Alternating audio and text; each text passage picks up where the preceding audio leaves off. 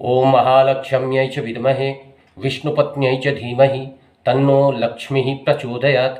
बिना किसी अनावश्यक विषय को कहकर मैं अपने विषय पर सीधा आता हूँ, क्योंकि समय आपके लिए भी अत्यंत आवश्यक और कीमती है और मेरे लिए भी यह समय अत्यंत आवश्यक और कीमती है। इसलिए मैं आपको सीधा विषय पर आकर कहना चाहता हूँ कि धन के लिए अगर आपको सहज और सरल उपाय जानना है तो मैं आपको नित दिन प्रत्येक दिन हर एक नया सहज सरल उपाय बताऊंगा, जिससे आपको शीघ्रातिशीघ्र धन की प्राप्ति होगी और आप भी धनवान बन सकते हैं। मेरे द्वारा कहे गए अनुष्ठान का स्मरण कर अगर आप उस अनुष्ठान को विधि पूर्वक करते हैं और सहज और सरलता पूर्वक श्रद्धा से विश्वास रखकर यह अनुष्ठान करते हैं तो आपको इस क्षेत्र में अत्यंत लाभ मिलेगा, इसमें कोई भी संशय नहीं है।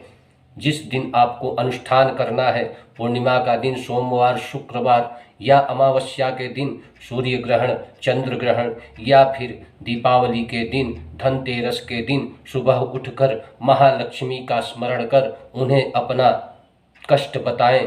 मैं इस कष्ट से पीड़ित हूँ, मेरे इस कष्ट का समाधान करें, यह कहकर दिनचर्या के उपरांत आप महालक्ष्मी के सामने बैठकर एक चौकोर चौकी पर लाल रंग का वस्त्र रखकर उस पर महालक्ष्मी और गणेश जी को स्थापित करें। उन्हें चंदन, अक्षत, पुष्प के द्वारा पूजन कर लाल चंदन अष्टगंध का तिलक लगाएं। तिलक लगाने के उपरांत हलवा या खीर शुद्ध घी के द्वारा निर्मित भोग लगाएं। खीर में या हलवे में बिल्व पत्र अवश्य चढ़ाएं। साथ ही उन्हें एक पात्र में जल अर्पण करें। इसके बाद एक पात्र में जल लेकर उसमें रोली, चमेली का तेल, साथ ही सुगंधित द्रव्य और केसर पीसा हुआ, इनके द्वारा महालक्ष्मी का अभिषेक करें। यह अभिषेक कनक धारा स्तोत्र के द्वारा होगा। इस अभिषेक को करने के लिए ऐसे ही एक यंत्र की आवश्यकता होती है, मैं इसके बारे में आपको बताऊंगा। इससे पहले आपको यह जानना चाहिए कि आप जिस अनुष्ठान को कर रहे हैं उसके लिए आपको लाल वस्त्र पहनना अत्यंत आवश्यक हो जाता है। लाल वस्त्र के साथ आपका आसन भी लाल कंबल का होना चाहिए। उसके बाद यह भी जानना आवश्यक होता है कि जब भी आप इस अनुष्ठान को करें तो महालक्ष्मी को ऐसे सुगंधित द्रव्यों द्वारा सुगंधित करें, साथ ही अपने स्वयं के ऊपर भी सुगंधित द्रव्य का छिड़काव करें, क्योंकि जहाँ सुगंधित द्रव्य होता है महालक्ष्मी वहाँ पर विराजमान होती हैं। साथ ही किसी सुगंधित माला के द्वारा महालक्ष्मी को परिवेष्टित करें, उन्हें सुसज्जित करें। इसके बाद उन्हें अष्टगंध का लाल चंदन जो गीला हो बाजार में उपलब्ध होता है, ऐसा चंदन का टीका लगाएं। उसके बाद जब आप इसके उपरांत इस अनुष्ठान को कर रहे हैं तो ऐसा एक यंत्र रखकर उसमें कच्चा नारियल, पानी वाला जटा वाला नारियल यहाँ पर फोड़कर आधा स्थापित करें। नारियल के नीचे एक छेद ऐसा करें जिससे कि उस अनुष्ठान का जल उस छेद से धारा बनकर गिर सके, और महालक्ष्मी और गणेश जी को ऐसे स्थापित करें कि उस जल की धारा सीधे महालक्ष्मी और गणेश पर पड़े। कनक धारा स्तोत्र के द्वारा अभिषेक होगा। इस अभिषेक के उपरांत महालक्ष्मी का आरती भीमसेनी कर्पूर के द्वारा करें।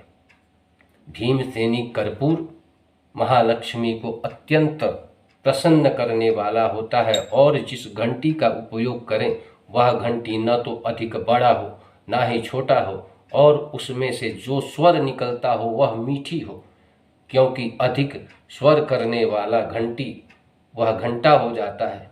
जहाँ अधिक शोर होता है वहाँ लक्ष्मी विराजमान नहीं होती।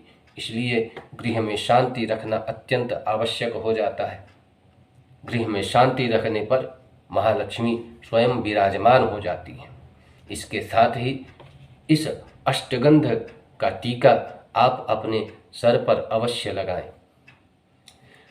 आरती करने के उपरांत, आरती करने से पहले यह अवश्य याद रखें कि आरती की जो थाली हो उसे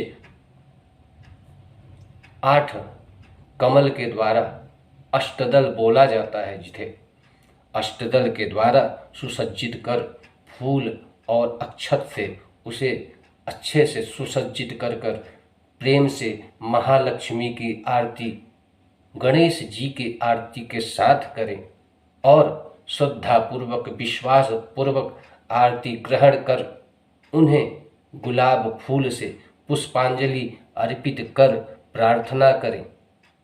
अपने जीवन में उदय हो, आपके जीवन में धन की कमी नहीं हो, पारिवारिक जीवन में कोई कष्ट नहीं हो, कोई क्लेश नहीं हो, परिवार में सभी प्रेम से रहें, परिवार में किसी को किसी प्रकार के अर्थ की कमी न हो, ऐसा महालक्ष्मी से वरदान मांगे।